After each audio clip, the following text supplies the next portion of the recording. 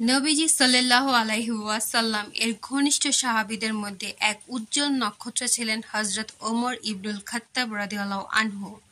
তার সাহস, ইনসাফ ও তাকওয়ার দৃষ্টান্ত যুগ যুগ ধরে মুমিনদের অনুপ্রেরণার উৎস হয়ে আছে।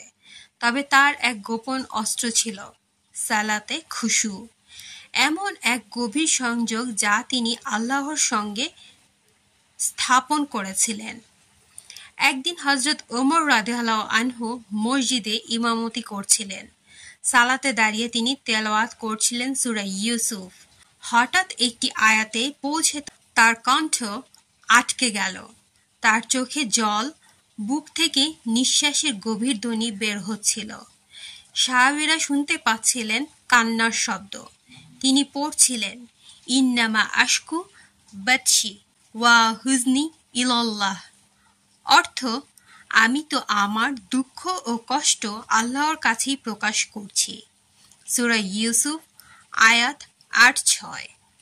এই আয়াত পাঠ করার সময় হযরত উমরের চোখ দিয়ে অশ্রু গড়িয়ে পড়তে লাগল, কেননা তার হৃদয় অনুভব করছিল সালাতের মাঝে তিনি এমন এক দরজায় দাঁড়িয়ে আছেন যেখানে প্রভুর করুণার দ্বার সর্বদা খোলা। এটাই হলো খুশু, আল্লাহর সামনে নিজের অস্তিত্বকে একেবারে বিলীন করে দেওয়া।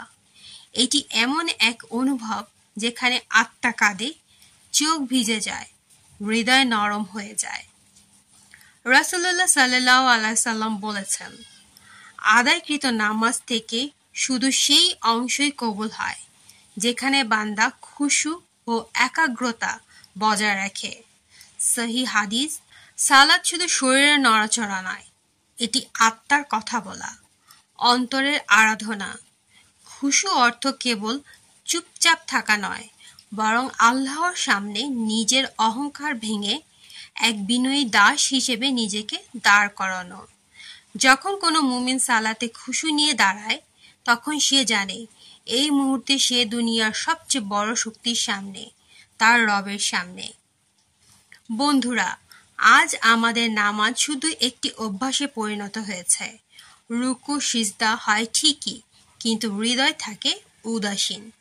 অথচ আল্লাহ তাআলা আমাদের সফলতার মানদণ্ড হিসেবে যে গুণটিকে বলেছেন তা হলো কাদ আফলাহাল মুমিনুন আল্লাযীনা হুম ফি সালাতিহিম খাশিয়ুন।